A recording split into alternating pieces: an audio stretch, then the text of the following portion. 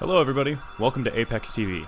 Today we're sitting down with William Taylor, who claims to be a time traveler who visited the year 8973 as part of a top-secret project with the British government. Hello William, how are you today? Hello, I'm glad to be here. That's good. So, as you can see, we have the lie detector hooked up, which measures breathing and heart rate, among other things. And while lie detectors aren't a 100% guaranteed way of telling if somebody's telling the truth, it'll give us the basis of which to base our evidence on. Okay, let's start off with the basics. Are you an actual time traveler who has visited the future? Yes, I am. Alright, and we're going to be able to see the results afterwards and display them on screen. Next question, did you meet robot-human hybrids in the future? Yes, I did. In fact, I met a great many of them. I remember they had abnormally large heads and large eyes as well. And did you talk with them?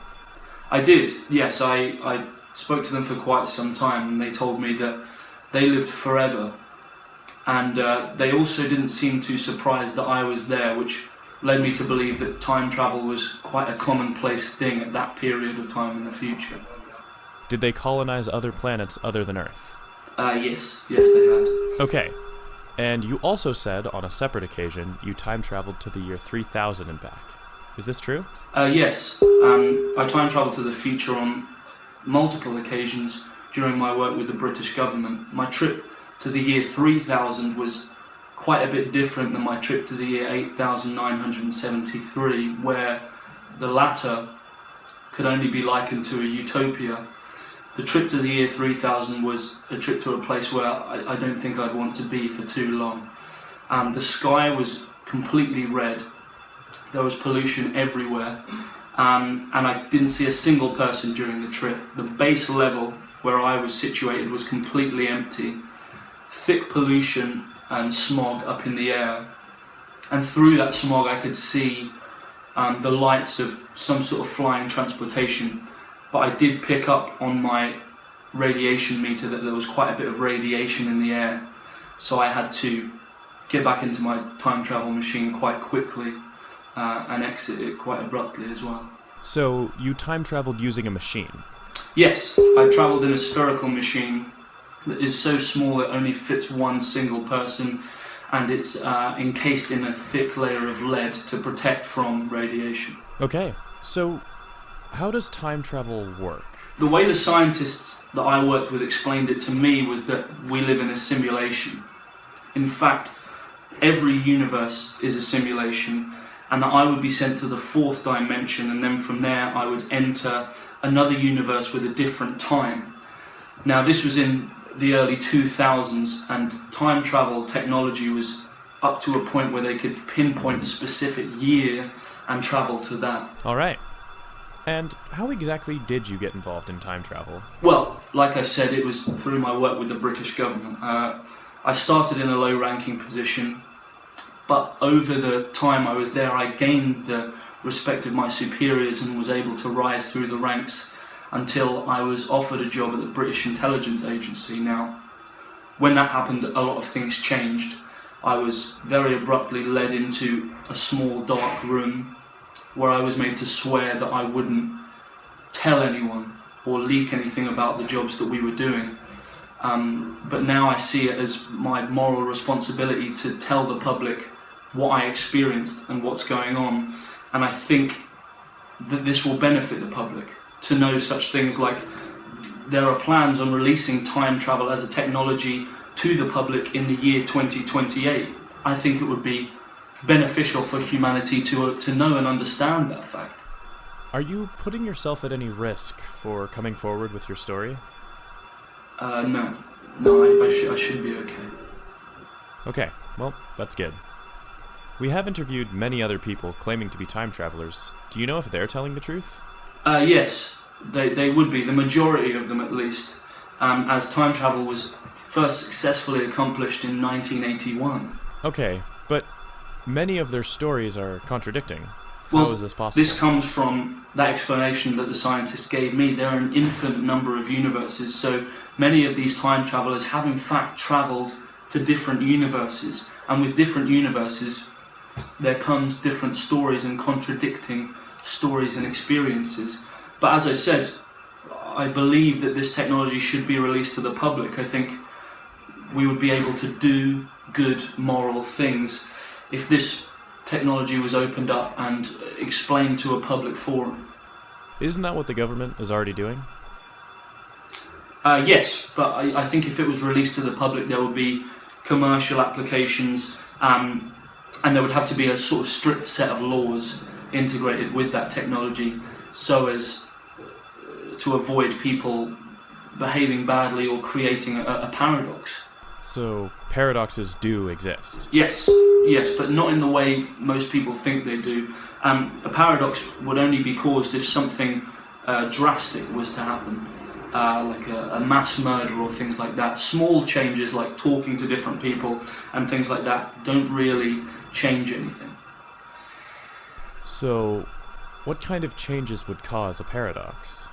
Well, the scientists that I worked with were actually unsure as to whether paradox existed or not. But they told me that during their calculations they discovered that if there was a huge change, such as causing harm to a large number of people, that would cause one. However, the times that I went to the future, 8,973 in particular, technology seemed to be at a point where paradoxes were really the least of their worries. They had thinned out the risk of a paradox occurring. That's fascinating. I've never heard paradoxes described like that before. Yes, I mean, they are a real thing. In fact, there are time travel programs run by multiple countries, and the scariest thing about that is I do believe that some countries know more about time travel than others. Does the US have a time travel program? Yes, they certainly do, yes. In fact, the USA and the UK were working together at some points on certain missions and objectives. So, in your first video explaining your time travel experiences, you mentioned a little about the Mandela effect, or experiencing events from a different reality. Like some people say they remember little things like song lyrics or logos being different than they actually are. Is the Mandela effect real? Yes, the Mandela effect is very real, and it's becoming more and more prevalent over the last recent years. And this is due to experiments, large-scale experiments carried out by a number of different countries' governments and their scientists. In fact, there has even been attempts to move this world onto another timeline due to what can only be described as political, social, economical reasons. It's got so bad now that they're even looking at things as drastic as that. How did the government acquire time travel technology? They acquired it through a number of cover-ups, which enabled them to reverse engineer certain technologies. I mean, the one that a lot of people know about is the incident at Groom Lake, or many people would know it as Area 51. A spacecraft lands or crash lands, and the scientists are able to break down their technology and rebuild it, and through that they discover more advanced technology. And these crafts have been rebuilt. I mean, I've seen them rebuilt with my own eyes. Interesting. While in the year 8973, did you meet any actual humans? I mean, I wouldn't classify them as humans. They were more, seemed to be descendants of humans. I mean, I met another time traveller there from the year 2055, and obviously I explained to him that I had come from the year 2005, and his appearance there led me to believe that time travel is a sort of free market in the future. He was free to visit the future as and when he pleased. Was there anything bad in the future? No. It was, as I said, it was a utopia. There was no crime or conflict. There seemed to be solutions and cures to any possible problem or disease there was. I mean, I didn't really want to leave, but I knew that I had to. I knew I had a mission and I had to complete that mission. Was there anything else notably different in 8973? Yes, a great many things were different in 8,973. I mean, for one, there was a huge red glow in the sky next to what we would see as our classic sun. And I asked what that red glow was, and someone told me that it was the red supergiant Antares, which had exploded into a supernova and now was visible right beside our own sun. Wow. You said you talked to the evolved people. Did they speak English? I was actually wondering how they knew perfect English when I was speaking to them, and I asked someone and they politely told me that everyone in the future had this device implanted in them that allowed them to do an instant brain scan on anyone they were speaking to, and that their words were instantly translated into a language that was comfortable for that person. I noticed as well that the people of the future had very small mouths, which is obviously a result of them not using their mouths that much. I mean, the only way that they spoke to each other was, the only way to describe the way they spoke to each other was telepathically. They were using telepathy. That's incredible. How long did you stay in the future? I stayed for about 5 or 6 hours. I mean, the place was like a dream. I took pictures, but of course they were confiscated upon re-entry to my own time period. Are there any events in the near future that you could tell us about? I can tell you that the president's initials at that time were YRK. Speaking of which, does the United States even exist in the far future? When I visited the future, I saw no indications of any countries or borders at all. I mean, I wish I could go back there. I mean, hopefully we will be able to. When that year 2028 comes, I and many others will be able to visit that time. Yeah, I'm actually really excited to see if time travel is released in 2028, and maybe even time travel one day myself. Yes, I mean, it's incredibly exciting. I think if people knew what was on the horizon, they would be as excited as I am. I mean, it was a world where diseases were eradicated.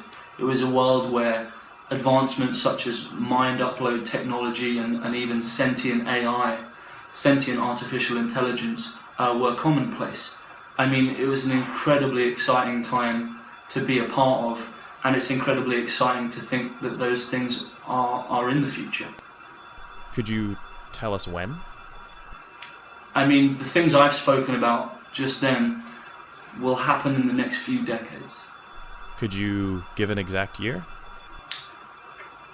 I would say before 2050, before the year 2050. Wow, that's amazing.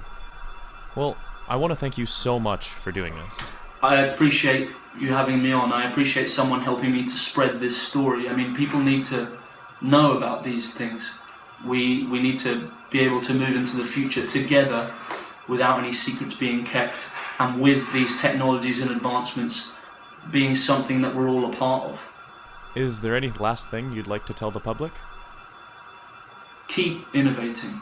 Keep creating new cures. Keep pushing humanity forward. If we do that, then the future will be a brighter place. It's as simple as that. Thank you. We at ApexTV wish you the very best. Thanks very much.